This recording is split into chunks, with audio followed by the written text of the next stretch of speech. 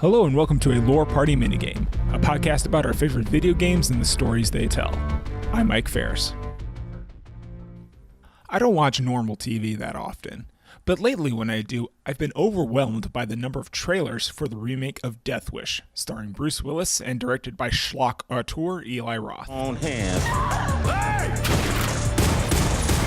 Is he a hero? He saved my life. Or is it wrong? You're cocked, locked, and ready to rock. While I'm not surprised that Hollywood is now diving deep and remaking crummy 70s exploitation films, I am surprised by the tone of the film. It's straight out of Reagan-era sensibilities, where men were men, women were women, and the only way to stop bad guys with guns is an old white guy with a gun. It's weird. It got me thinking about what games tackle the topics of masculinity and gender and violence and the relationships between them.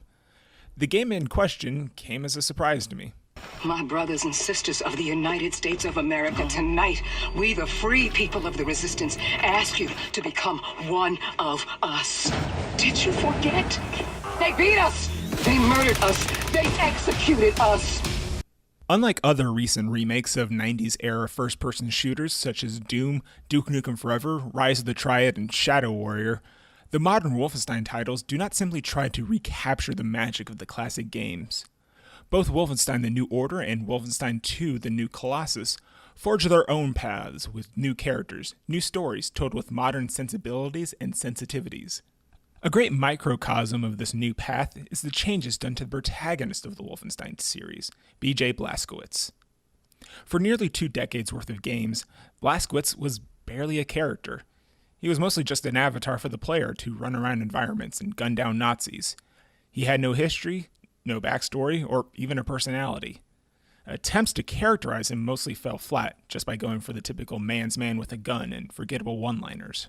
By contrast, in the modern titles, BJ is a well-rounded character who uses the violence only as a means to obtain greater things and to create a peaceful future for everybody. BJ does not necessarily even enjoy the violence he uses against the Nazis. He's just really good at it. The more overt themes of masculinity appear in Wolfenstein 2, The New Colossus.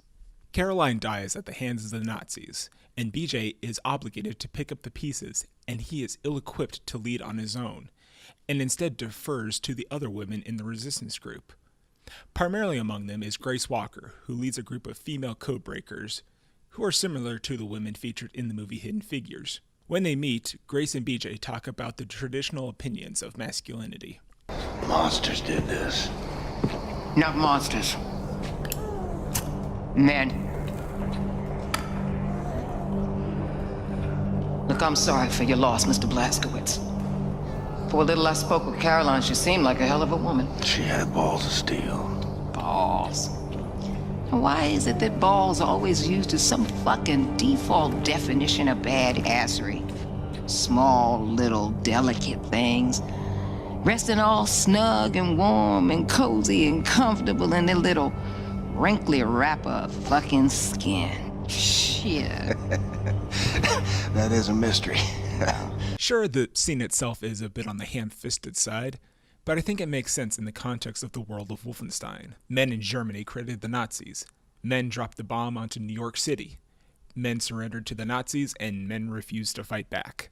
After all, white men are relatively safe in this universe. This concept of safety is exemplified in a scene in which BJ is confronted by his father. When the Nazis came rolling into America, BJ Sr. immediately sold out his Jewish wife to the Nazis in exchange for a little bit of farmland in the country. Away from the Nazis and away from the people he wronged. He sold out his wife for the dying gasp of the American dream. There's a sequence, about in the middle of the game, in which BJ is captured by the Nazis and put on trial. This sequence immediately goes right back into typical gameplay of over-the-top action, and it's a blast. But not long after the action subsides, BJ opens a door and sees his mother, looking the same as she did when he was in his childhood. It's obvious at this point the sequence is merely a dream, and the scene contains something I've never seen in an action movie or action game. I thought I lost you, Mama. I thought I'd never see you again. Oh, Billy. Life is full of unexpected things. Some make you cheerful, and some break your heart. I wasn't there when you needed me. I ran out on you. It hurt so much, Billy.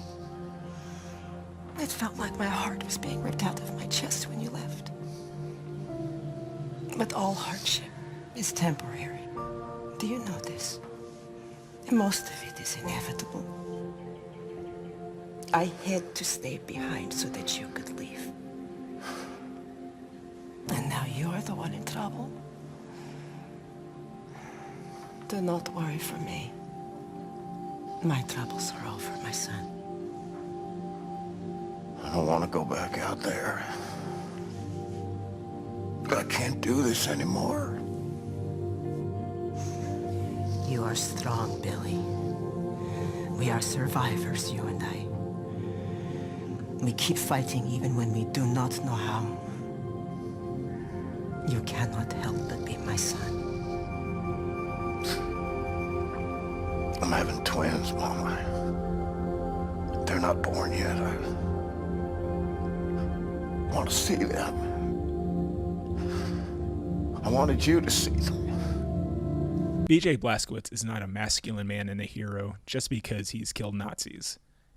He's a positive masculine figure because what he truly wants in life is to be a good father, a good husband. He's aware of his privileges of being a white male in a Nazi-ridden world and fights in order to make sure that everyone, regardless of ethnicity, gender, or orientation, can have the same privileges as he.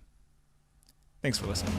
Come and fucking get me, you white-ass fascist Nazi pig. This Lore Party minigame is executive produced by Abu Zafar and produced by me, Michael Ferris. Check out our website, loreparty.com, and follow us on Twitter at @lore_party. Subscribe to Lore Party in your favorite podcasting app and leave us a review on Apple Podcasts. It really helps us grow the show. Thanks again for listening.